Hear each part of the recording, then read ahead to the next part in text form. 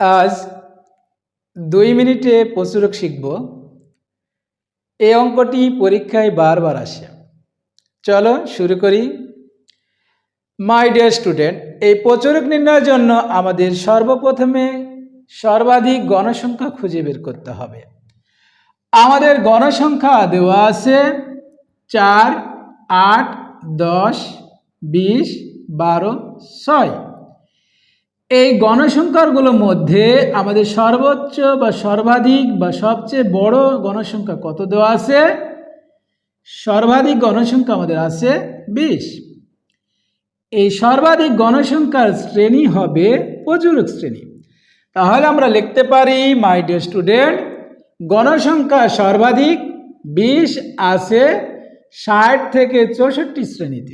এই সর্বাধিক গণসংখ্যা 20, এই ঘরে যে শ্রেণী আছে এই শ্রেণীকে আমরা বলবো প্রচুরক শ্রেণী। মাই ডিয়ার স্টুডেন্ট, এবার আমরা এল বের করব। এল বের করার নিয়ম কি আমরা জানি? এল বের করার নিয়ম জানি। এই প্রচুরক শ্রেণীর নিম্ন সীমা, আমাদের এই শ্রেণী ব্যাপ্তির এই ধারকে আমরা বলবো নিম্ন সীমা।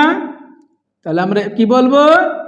এই ধারকে আমরা বলবো নিম্ন সীমা, আর এই ধার বা এই সাইডকে আমরা বলবো উচ্চ সীমা। আমাদের প্রচুরক শ্রেণী আছে আমাদের 60 থেকে 64। এই 60কে আমরা বলবো নিম্ন সীমা, আর 64কে আমরা বলবো উচ্চ সীমা। তাহলে আমরা লিখতে পারি এল সমান 60। আমরা লিখবো কি my dear student?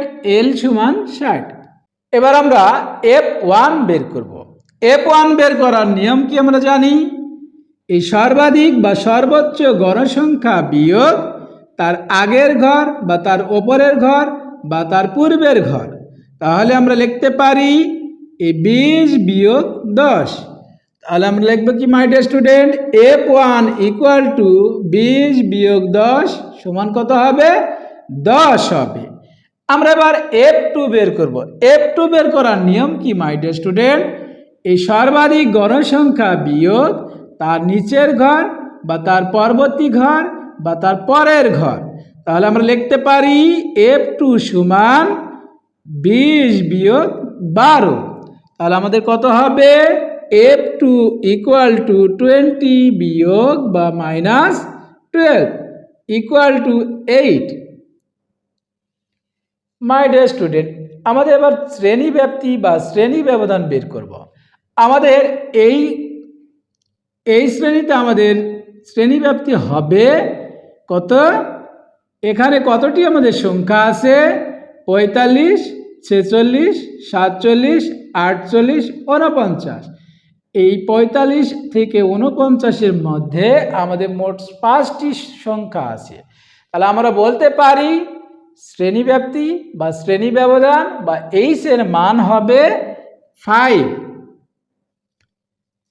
My dear student, আমরা প্রচুরক সমান জানি এল plus F1 by F1 plus F2 গুণ এইচ। এল এর মান আমরা কত পেয়েছি?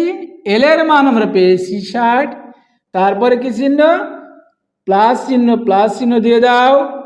F1 এর মান 10, তারপরে কি? F1 এর মান 10, তারপরে যোগ চিহ্ন দিয়ে দাও। F2 এর মান 8, তারপরে গুণ চিহ্ন আছে, গুণ চিহ্ন দিয়ে দাও। এইচ এর মান 5। এই 10 এবং 5 গুণ করলে আমরা পাবো 50, আর 10 এবং 8 যোগ করলে পাবো 18। মাই ডিয়ার স্টুডেন্ট, তাহলে আমরা লিখতে পারি 60 প্লাস 50 ভাগ 18। মাই ডিয়ার স্টুডেন্ট, আমরা এই 10 এবং 5 গুণ করলে আমরা পাবো 50। এই 10 এবং 8 যোগ করলে পাবো 18। এই 50কে 18 দিয়ে যদি আমরা ভাগ করি তাহলে আমরা পাবো কত? 2.77। 60 যোগ 2.77, তাহলে আমাদের অ্যান্সার হবে কত? 62.777। মাই ডিয়ার স্টুডেন্ট, আমরা আরেকবার দেখব। আমরা জানি প্রচুরক সমান L plus F1 by F1 plus F2 গুণ H। আমাদের L এর মান দেওয়া আছে 60, তারপরে যোগ চিহ্ন দিয়ে দাও। F1 এর মান আমরা পেয়েছি 10, 10 দিয়ে দাও। তারপরে F1 এর মান 10, তারপর যোগ চিহ্ন দিবে। তারপরে F2 এর মান 8, তারপরে গুণ চিহ্ন দিয়ে দাও। H এর মান কত? 5। এই 5 এবং 10 গুণ করলে আমরা পাবো 50, 10 আর 8 যোগ করলে আমরা পাবো 18। এই 50কে যদি আমরা 18 দিয়ে ভাগ করি তাহলে আমরা পাবো 2.777। তাহলে আমরা কি পাবো মাই ডিয়ার স্টুডেন্ট? তাহলে 60 যোগ 2.777, তাহলে আমাদের অ্যান্সার হবে 62.777। মাই ডিয়ার স্টুডেন্ট, আমার ক্লাসটি কেমন হয়েছে কমেন্টে জানিয়ে দাও। আর পরবর্তী ক্লাস অনুশীলনী 16.3-এর এই ক্লাসগুলো দেখার জন্য বা পরবর্তী ক্লাসগুলো দেখার জন্য আমার চ্যানেলটিকে সাবস্ক্রাইব করো। সবাই ভালো থেকো। আল্লাহ হাফেজ।